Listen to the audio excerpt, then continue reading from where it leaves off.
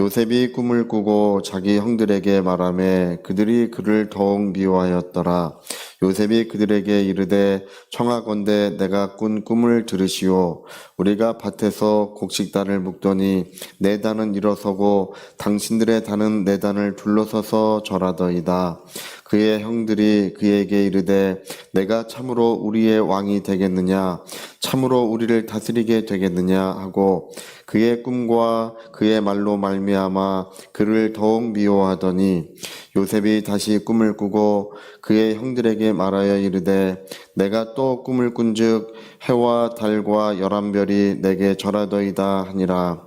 그가 그의 꿈을 아버지와 형들에게 말하며 아버지가 그를 꾸짖고 그에게 이르되 내가 꾼 꿈이 무엇이냐, 나와 내 어머니와 내 형들이 참으로 가서 땅에 엎드려 내게 절하겠느냐. 그의 형들은 시기하되 그의 아버지는 그의 말을 간직해 두었더라. 아멘. 네, 우리가 이 창세기 37장부터 이제 새로운 기사가 시작됩니다. 야곱의 이야기, 요셉의 이야기가 이제 갑자기 펼쳐지고 있습니다. 근데 이 요셉의 그 이야기는요, 우리에게 중요한 것을 알려줘요. 우리의 삶을 어떻게 바라볼 것인가. 예. 이제 우리가 이제 삶을 바라보는 여러 가지 방식이 있어요. 자기 삶을 바라보는 여러 가지 방식이 있는데, 자기의 삶을 어떻게 바라볼 것이냐가 굉장히 중요해요. 근데 여기 이제 요셉의 이야기는 이 철없는 사람, 이걸 읽어보면 너무 철이 없죠? 예, 꿈을 꿔가지고 자기 형들에게 가서 내 단은 일어서고 당신들의 단은 둘러서 나를 절하더이다. 이게 형들이 과히 좋아하지 않을 말이잖아요. 철부지예요. 또 그 해와 달과 11별이 내게 절하더이다. 이게 아버지, 어머니를 포함시켜서 두 번째는 그렇게까지 얘기하니까 이 얼마나 철없는 사람이에요. 이 철없는 사람이 이제 얼마나 큰 인물로 성장하고 또 어떤 하나님의 은혜가 이루어지는가를 이제 우리가 뒤에 성경을 읽으면 알게 됩니다. 사실 이 요셉의 꾼 꿈은 이 창세기 마지막쯤 가면 이게 다 이루어져요. 우리가 잘 알고 계시는 것처럼 요셉은 당시 세계 최강대국, 그때 당시에 그 전 세계 인구가 이제 뭐 수백만 명 또는 많아야 1000만 명도 되지 않았던 때에, 인구가 많지 않았을 때예요. 근데 그때의 세계 최대 강대국은 이집트였어요. 이집트. 가장 풍요로운 국가, 나일강의 축복이라고 부르죠. 나일강 상류에서부터 이제 상류에 비옥한 그 토지가 있는데, 그 비가 우기 때 비가 내려가지고 그 비옥한 토지, 시꺼먼 비옥한 토지를 다 끌고 내려와가지고 나일강 변에다가 전부 그걸 펼쳐놔요. 펼쳐놓고 이제 물이 빠지면 나일강의 범람이라 그래요. 우리는 강이 범람하면 물난리로 난리가 나는데 이제 수해를 입죠. 근데 그 나일강의 축복은 그 물이 범람을 해야 돼요. 범람을 해가지고 비옥한 토지를 남겨두면 사람 키보다 더 큰 밀이 자라요. 전 세계에서 밀이 가장 크고 이제 영양가 있게 자라는 곳이 바로 이 나일강인 그 유역입니다. 그래서 이 나일강의 축복으로 말미암아 이 나라는 가장 부강한 국가가 되고 가장 강력한 국가를 이루어요. 그래서 의학, 경제학, 공학, 모든 건축, 그리고 법학, 그 모든 분야에서 눈부신 발전을 이루는 곳이 바로 이집트입니다. 근데 이 이집트를 다스리는 전국 총리, 만인지상, 만인지하라고 부르죠. 자기 위에 오직 한 사람만 있다. 그리고 모든 사람들이 와서 다 무릎 꿇는 그런 엄청난 그런 권위가 이제 이 요셉이라고 하는 이 작은 소년에게 이루어지는 이야기가 여기 기록돼요. 근데 우리가 삶을 어떻게 바라볼 것인가? 여러분, 이 일들을 가만히 보면요. 형들이 요셉을 갖다 팔잖아요. 상처받고 고통받고 많은 어려움을 겪어요. 팔려가서 서럽고 어려운, 종살이하는 사람의 서럽고 어려운 이야기는 말로 다 할 수 없겠죠. 그러니까 그런 형제들의 갈등, 미워하는 것들, 상처받는 것들, 고통받는 그런 모든 과정들이 하나님의 섭리 속에 있었다는 것을 말하는 것입니다. 하나님께서는 사람들의 관점은 달라요. 사람들의 관점은 형들은 저 죽일 놈들이고 나쁜 이 선악간의 판단을 해요. 나쁘다 좋다, 이익이 된다 이익이 되지 않는다, 어떤 경제적인 판단을 하든지 선악간의 윤리적 판단 아니면 경제적 판단을 주로 해요. 사람들은 요즘에는 윤리적 판단을 많이 하죠. 경제적 판단을 많이 하죠. 나에게 이익이 될 것인가. 불과 몇십 년 전만 해도 이제 선악간의 판단이 더 많았어요. 무엇이 옳으냐, 지금은 무엇이 이익이 되느냐, 이런 판단을 가지고 인생을 살아가요.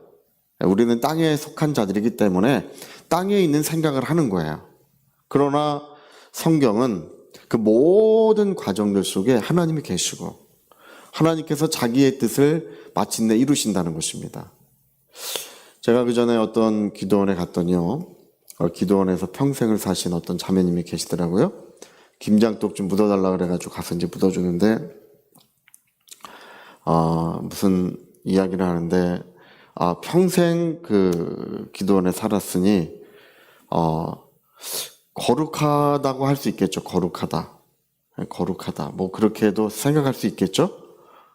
한 30년을 넘게 그 기도원에 사셨어요. 이제 기도만 하고. 근데 이제 그분의 이야기는 제가 들을 때 안 맞는 이야기를 좀 하셔요. 어디 큰 교회 목사님들은 다 타락했고, 지금 한국교회 성도들은 다 타락했고, 이런 얘기를 계속 하시더라고요. 그래서 제가 그런 얘기를 가만히 들으면서 일리가 있는 얘기예요. 일리가 있지만, 어떻게 보면 맞는 얘기일 수도 있어요. 맞는 얘기이지만, 하나님의 뜻은 우리가 우리의 삶의 이 굴곡을 통해 죄를 짓고 넘어지고 미워도 하고 원망도 하고 그리고 아파도 하면서 우리가 성장해 가는 이야기입니다. 그리고 그 모든 과정을 통해서 하나님의 뜻이 이루어져 가는 이야기예요. 그거를 나쁘다고 하면 안 되는 거예요. 그래서 여러분 로안 윌리엄스 목사님이 사막의 지혜라고 하는 책을 썼어요. 그 사막의 지혜라는 책은 이제 수도원에 사는 사람들의 이야기, 옛날에 교회가 타락하고 세상이 타락하니까 그걸 도피한, 그래서 수도원의 이야기를 보면 제일 많이 나오는 얘기가 도피예요. 도피하는 것. 여러분, 우리는 우리의 삶을 도피해서는 안 됩니다. 우리의 삶은 굴곡도 있고 상처도 있고 그리고 때로는 미워도 하고 원망도 했어요. 그러나 그것이 마침내 하나님의 은혜로 승화되는 이야기가 돼야 됩니다. 오늘 여기 성경에 이 형들이 이제 그 요셉을 찾아가는 이야기가 뒤에 그려지잖아요. 곡식을 얻기 위해서 요셉을 자꾸 찾아가요. 마침내 요셉이요, 너무 시린 마음, 서러운 마음, 또 애끓는 마음도 있겠죠. 그 고향이 그립고 가족이 그리웠던 그것 때문에 정을 주체하지 못하고 눈물을 흘리고 눈물 닦고 와서 또 이야기하고, 자기 친동생이 오니까 그것도 눈물 닦고 오고, 그런 얘기가 뒤에 나와요. 그러니까 형들은 부들부들 떨어. 요셉인 줄 알고는 떨어. 우리가 저를 팔았으니 저가 우리를 그냥 두지 않겠구나. 우리를 살려달라고 막 그래. 마지막 때는 이제 아버지가 야곱이 세상을 떠났을 때, 야곱은 좀 일찍 죽었어요. 이제 이삭은 180 몇 년을 살았는데 이제 야곱은 한 130 몇 년인가를 살았어요. 그러니까 좀 수명이 급격히, 아브라함부터 수명이 급격히 줄었어요. 근데 죽은 다음에 형들이 다 몰려와서 또 얘기해요. 우리를 해하지 마십시오.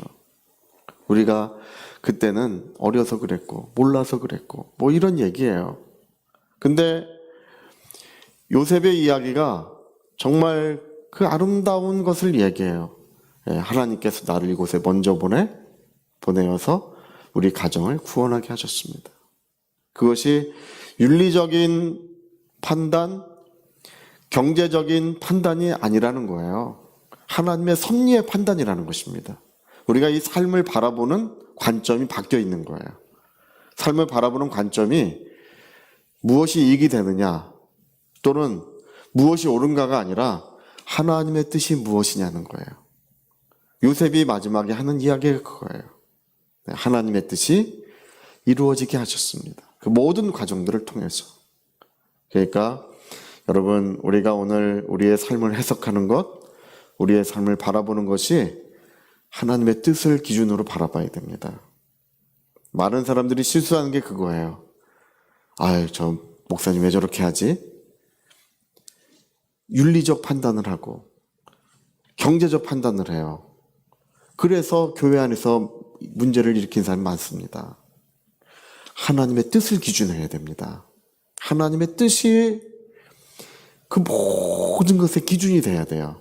하나님은 섭리하시고 은혜를 베푸십니다. 그 장로님 왜 그러시고 전사님 왜 그러시고 자꾸 그런 얘기를 해. 자기가 판단의 기준이 되려고 그래요. 여러분, 우리는 이웃을 판단하거나 누구를 판단하도록 부르심을 받지 않아요. 우린 입법자가 아니고 우리는 준행자일 뿐이에요. 모든 판단은 그리스도가 하시는 것입니다. 예.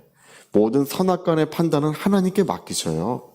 우리가 판단하도록 부르심받은 것이 아니라 우리는 사랑하고 축복하도록 부르심을 받았습니다. 위하여 기도하도록 부르심을 받았습니다. 그리고 우리가 무엇을 판단할 때는 하나님의 뜻을 기준으로 하고, 하나님께서 이 모든 걸 통하여 하나님의 뜻을 이루신다는 사실을 우리가 믿고 마침내 그것이 아름다운 이야기가 되고 복된 이야기가 되게 하시는 하나님의 은혜를 우리가 경험하게 되는 것입니다. 여러분, 우리가 어리석은 자가 되지 않고 지혜로운 자가 되며 또 하나님의 사랑하시는 자가 되며 하나님의 복이 영원토록 머무는 복된 심령이 되어야 할 줄로 믿습니다. 자, 우리 같이 한번 기도하시겠습니다. 이 철없는 아이가 그런 모든 인생의 과정을 통해서 마음이 넓어져 있어요. 지혜가 충만해져 있어요. 그 전국을 다스릴 만한 그런 넉넉한 사람이 돼 있어요. 그뿐 아니라 하나님의 아름다운 역사가 그 가운데 이루어지고 있습니다. 여러분, 우리의 인생에 굴곡이 있습니다. 그것이 이상한 것이 아닙니다. 있어야 될 것이라는 것입니다. 그 모든 걸 통해 하나님은 우리를 자라나게 하시고 그 모든 걸 통해서 우리를 깨닫게 하시며 마침내 하나님의 뜻이 이루어지게 하십니다. 우리 위하여 우리의 삶을 어떻게 바라볼 것인가, 우리 위하여 한번 통성으로 기도하시겠습니다.